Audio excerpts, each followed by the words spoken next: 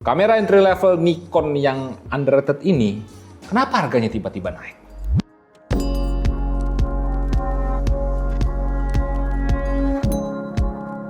Selamat datang di channel saya Media dengan gua Skavito. Dan ya, di video kali ini gua pengen ngobrol dikit aja, curcol dikit soal Nikon Z30, entry level Nikon yang underrated, underdog, yang jarang kedengeran, yang jarang yang lirik juga. Tiba-tiba kok harganya naik. Sebenarnya nggak tiba-tiba sih, udah cukup lama harganya naik. Alasannya apa gitu loh? Apakah udah banyak yang pakai kamera yang satu ini? Nah, karena harganya jadi mahal, inilah menjawab kenapa waktu itu Erwin sempat bikin gear vlog yang terjangkau buat 2026, si Z30 ini nggak masuk karena harganya naik gitu ya. Yang awalnya itu seinget gua harganya itu di body only 9 juta, tapi sekarang harganya itu di 10 jutaan body only gitu ya. Kalau sama kitnya itu ada bervarian, ada yang 11, ada yang sampai hampir 13. Gue nggak ngerti lah tuh kenapa. Yang padahal nih ya, si Z30 ini kalau kita ngomongin body only-nya aja di harganya di 9 jutaan atau misalnya di harga yang sekarang pun, ya sebenarnya sih kalau kita ngomongin bodinya ini gokil banget, worth it banget. Tidak ada yang di nerf mentang-mentang harganya itu masuk di ranah entry level. Solid banget, berasa profesionalnya. Kalau kalian udah pernah pegang full frame-nya atau kalian pegang DSLR-nya yang dulu, itu kan solid banget build-nya gitu ya. Di sini bener-bener solid gitu loh, puas selalu sama bodinya, nggak kayak di pesaingnya ya. Kita contohin aja kayak di Sony gitu ya, di harga yang kurang lebih sama ZV-E10 kayak mainan. Ini nggak, rigid banget, mantep. Dan kalau kita ngomongin selain build quality-nya gitu ya, ini kita ngomongnya handling ketika digenggam aja. Ini nyaman banget, ini proper banget, asik banget pakai kameranya, dipakai untuk mobilitas gitu ya si Z30 ini. Bahkan gue bisa bilang kalau kalian pakai lensa yang ukurannya agak gede pun di gripnya gitu ya, ketika kalian pakai mobilitas masih enak banget. Kemudian buat tombol-tombolnya juga tidak pelit gitu ya, tombol-tombolnya lengkap. Belum lagi kalian bisa ngatur settingan via touchscreen aja lewat layarnya. Dan belum lagi karena si Z30 ini diciptakan buat kamera vlogging gitu ya, video sentris. Di bagian atas itu ada 2 buah mikrofon built-in yang dimana kualitasnya cukup oke, karena waktu itu sempat kita tes juga, udah lama sebenarnya di Karimun Jawa itu Erwin ngetes tanpa sebuah dead cat, suaranya masih cukup bulat, kena angin segala macem ya. Lo bisa nonton aja videonya dari sebelah sini gitu ya buat pengalamannya. Dan kalau kita ngomongin soal performanya dari kamera yang underrated ini, baik spek dan juga buat kualitas gambar, itu cakep. Kualitasnya bisa cakep dengan SOC langsung dari kameranya. Kalau kita ngomongin performa autofocus, waktu itu bagus, tapi kalau buat sekarang karena pesaingnya makin improve juga jadinya B aja, cukup oke aja. Dia bawa video 4K 30p, no cropping, dan juga untuk slow motionnya dia bisa di Full HD 120p. Ya sekedar cukup untuk kamera entry level. Dan baik lagi, kalau kalian mau tahu lengkapnya soal Nikon Z30 ini, sempat waktu itu diadu juga sama ZV-E10 sama si Erwin gitu ya, mendingan mana. Sama kalau buat review lengkapnya Z30 waktu itu udah sempat kita bahas juga, cardnya udah gue kasih tadi buat yang Karimun Jawa gitu ya, reviewnya di situ. Dan kalau mau nonton untuk perbandingan sama ZV-E10 silakan cek aja gitu ya videonya di situ. Tapi meskipun demikian dia punya spek yang oke buat sebuah kamera entry level di waktu itu. Kenapa jarang yang lirik? Karena opsi lensanya nggak banyak. Terbukti juga waktu kita pakai di Karimun Jawa itu belum ada opsi lensa third party buat Nikon DX atau APS-C ini si Z30.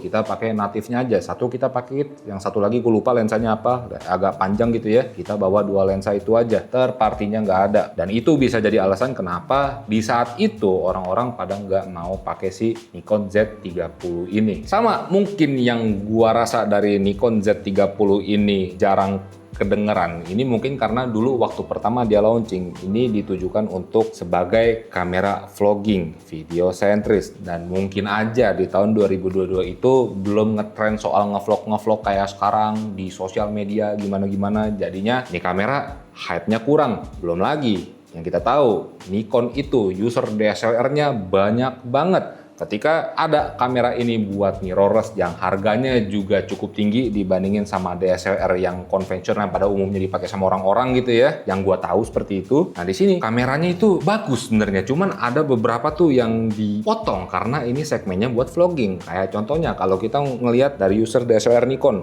ngelihat ke sini, yang paling krusial, EVF nggak ada. Kemudian built-in flash nggak ada juga. Nggak salah sebenarnya karena ini buat vlogging, tapi karena user Nikon itu biasa pakai DSLR yang sedemikian rupa, penggunanya hybrid yang video sekedar cukup aja, foto juga cukup aja, dan masih dipakai juga sampai sekarang. Ketika hadirnya si kamera ini, jadinya tuh kamera apaan sih? Belum lagi dengan kamera ini ditujukan buat vlogging, dia tidak bawa IBIS gitu ya, yang dimana IBIS itu sangatlah penting buat video, apalagi buat ngevlog gitu ya, jalan-jalan biar stabil. Di sini nggak bawa. Nah di situ mungkin orang-orang bakal mikir, anjir harga segitu masa IBIS nggak ada, apa yang mau dibikin stabil videonya? Dan kalau kita berkaca sama Lumix aja, di mana itu lebih tua lagi kameranya, di harga kayak dia itu udah bawa IBIS. Nah di sini nggak ada, orang ngedumel.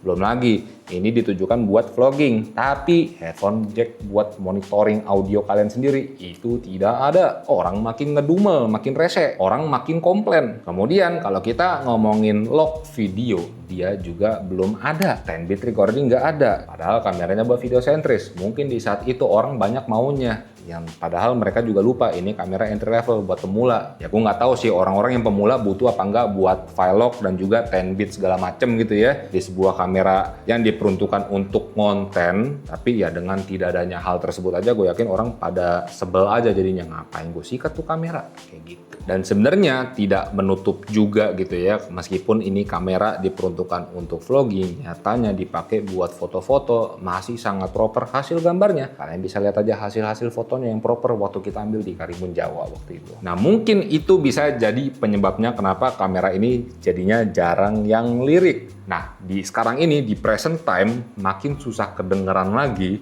karena pesaingnya juga bikin kamera buat vlogging. Contohnya aja dari Sony ada ZV-E10, harganya lebih murah dari dia. Atau juga XM5 yang meskipun harganya gua akuin lebih mahal dibandingin Z30, tapi speknya lebih OP dibandingin kamera ini. Dan gue lihat orang-orang juga kayaknya jadi nggak begitu masalah dengan tuh kamera nggak bawa built-in flash, nggak bawa EVF, tapi yang make mah ada aja gitu ya. Karena di Sony aja itu punya keunggulan yang cukup signifikan dibanding kamera yang satu ini. Yang paling general aja, pertama opsi lensanya lebih banyak dibandingin si Z30 ini. Kemudian autofokusnya lebih mantap. Kalau kita ngaca ke XM5, memang kalau untuk autofokus dia sedikit lebih baik dibandingin Z30, tapi buat film simulationnya, buat warna insan yang SOC langsung jadinya, yang itu jadi nilai jualnya Fujifilm, lebih oke dibandingin Z30. Kemudian kalau kita ngomongin spek videonya di XM5 lebih OP lagi, yang dimana dia bawa Siske Open Gate. Di sini cuma mentok di 4K 30p aja. Gimana gak makin tenggelam si Z30 di sekarang ini? Nah maka dari itu gua jadi bingung, udah tahu pesaingnya makin OP, kok nih kamera bukan jadi lebih murah atau harganya tetap di sekian, kenapa harganya jadi makin mahal? Aneh banget. Nah sekarang gua ngerasa kenapa si Nikon Z30 ini jadi mahal, karena untuk opsi mounting Z-mount, lensa-lensanya buat APS-C-nya itu udah makin banyak. Sebagai contohnya kayak Viltrox R yang lagi gua pakai 15mm. Dan selain 15mm ini, si Viltrox R ada 9mm, ada 25, ada 35, ada 56. Lengkap lah gitu ya buat si Nikon Z30 ini. Dan itu punya bukaan yang gede, autofokusnya jalan, gambarnya cakep, harganya affordable. Dan mungkin dari alasan itu aja orang-orang makanya mulai pakai Nikon Z30 ini, karena buat nyari lensanya lebih mudah dibandingin di saat waktu dia launching, yang dimana itu opsinya hampir nggak ada. Dan dengan opsi lensa third party yang udah banyak dan juga harganya murah, orang-orang juga pastinya mikir, ketika gua pakai Z30 ini gua nggak harus beli lensa yang harganya itu hampir sama kayak bodinya atau bisa lebih mahal dari bodinya. Itu bisa jadi alasan yang kuat. Alasan kedua yang kepikiran sama gua gitu ya, karena sekarang zamannya udah pakai sosial media. Mungkin user-user Nikon DSLR yang dulu itu pengen coba juga main ke sosmed nih, tapi pengen tetap pakai Nikon juga. Biar rasanya sama kayak waktu dia pada tuh pakai DSLR, yang paling murah ada opsinya Z30 yang paling proper, bukan Z50 yang biasa gitu ya, karena buat ngevlog masa layarnya ke bawah. Aneh banget kalau pakai mini tripod, kalangan, nggak masuk akal. Yang paling masuk akal ke sini, opsi paling murahnya gitu ya, paling sweet spotnya. Dan sebenarnya ada bagus, ada enggaknya. Bagusnya ya user Nikon APS-C buat komunitasnya itu makin banyak. Yang jeleknya jadinya apa? Ya harganya jadi digoreng kayak sekarang nih. Memang naiknya nggak begitu signifikan, tapi tetap aja jadi agak kurang worth it dibandingin value awalnya. Nah gua ngerasanya kalau harganya di 10 jutaan sekian agak 10 juta ke atas, bahkan ada yang 11 juta buat body only di Nikon Z30 ini, menurut gua sih kayaknya jangan sikat nih kamera. Mendingan kalau kalian mau pakai Nikon di harga yang kurang lebih sama, ya memang agak lebih mahal sedikit, mendingan lo pilih Z50 Mark II aja. Menurut gua si Z50 ini penggunaannya lebih hybrid, secara looks juga lebih profesional, build-nya sama-sama cakep, cuman tetap sama-sama tidak bawa ibis. Nih dari fiturnya gua kasih tahu kenapa Z50 Mark II itu lebih oke gitu ya. Fitur fisik, EVF ada, built-in flash ada, headphone jack untuk monitoring ada, layarnya sama-sama variangle. Build fisik kayak yang gue bilang tadi tetap solid, malah kelihatan lebih profesional gitu ya looksnya. Terus kalau kita ngomongin opsi lensa, ya sama-sama Z-mount buat APS-C-nya gitu kan udah banyak. Contohnya Viltrox R kayak yang tadi gue bilang. Kalau kita ngomongin kualitas gambarnya sebenarnya masih 11-12 karena sensor yang dipakai itu ukurannya sama di 20 megapiksel. Tapi kalau kita ngomongin spek video dalamnya, otomatis Z50 Mark II meskipun tadi harganya lebih mahal tapi speknya lebih tinggi, lebih oke dibandingin kamera yang satu ini. Kalau dijual di 10 jutaan. Ngomongin soal speknya, dari prosesor yang dipakai di Z50 Mark II udah menggunakan XP7 kayak kamera Nikon yang flagship sekarang-sekarang. Kalau di Z30 masih pakai prosesor yang lama di XP6. Yang impactnya di mana dengan menggunakan prosesor terbaru, teknologi yang ada di Z50 Mark II ini lebih oke lagi. Contohnya dari fokusnya lebih nempel, lebih cakep, subject trackingnya juga lengkap, bawa 4K 60p, bawa N-Log, codec 10 bit ada, yang dimana Z30 tidak punya hal-hal tersebut. Yang jadinya gua ulang-ulang lagi, kalau si Z30 ini harganya di 10 juta sekian ke atas body only dan hampir belasan juta buat kitnya, itu jadinya kurang worth it. Mendingan langsung lengkap ke Z50 Mark II. Teknologinya lebih baru, fitur-fiturnya lebih hybrid, lebih oke. Kalian pastinya bakal lebih nyaman buat pakai kameranya dibandingin si Z30. Ya, meskipun ketahuan memang harganya lebih mahal, tapi lebih long term, dipakai buat profesional juga bisa. N-Log ada, 10 bit recording ada. Apalagi kalau kalian mau pakai cuma kasual aja. Memang kesini cukup, tapi gue ingetin lagi karena harganya jadi lebih mahal, jadi kurang worth it. Mendingan Z50 Mark II aja kalau masih tetap mau pakai Nikon. Kalau kalian kepikiran di harga yang kurang lebih sama, gue bakal singkirin XM5 gitu ya, karena harganya hampir sama kayak si Z50 Mark II. Tapi kalau kita ngomongin yang hampir sama kayak harga di Z30 sekarang, mendingan Sony ZV-E10 kalau mau beda brand. Kenapa? Teknologinya lebih oke, fokusnya lebih baik, dipakai untuk penggunaan vlogging. Memang tidak ada IBIS, tapi dia ada satu fitur yang dimana bakal kepake banget buat kalian pakai vlogging atau lagi nunjukin sebuah produk. Satu fitur yang underrated yaitu adalah product showcase, yang dimana kalau kalian lagi nunjukin produk begini, lagi pakai di Sony ZV-E10, fokusnya bakal pindah ke produknya. Itu product showcase tuh. Di sini nggak ada. Jadinya ya cukup disayangkan ya. Harusnya sih Z30 jangan naik harganya. Oh iya, dan belum lagi di Sony ZV-E10 itu bawa lock juga gitu ya. Bawa S-Lock. Di sini nggak ada lock.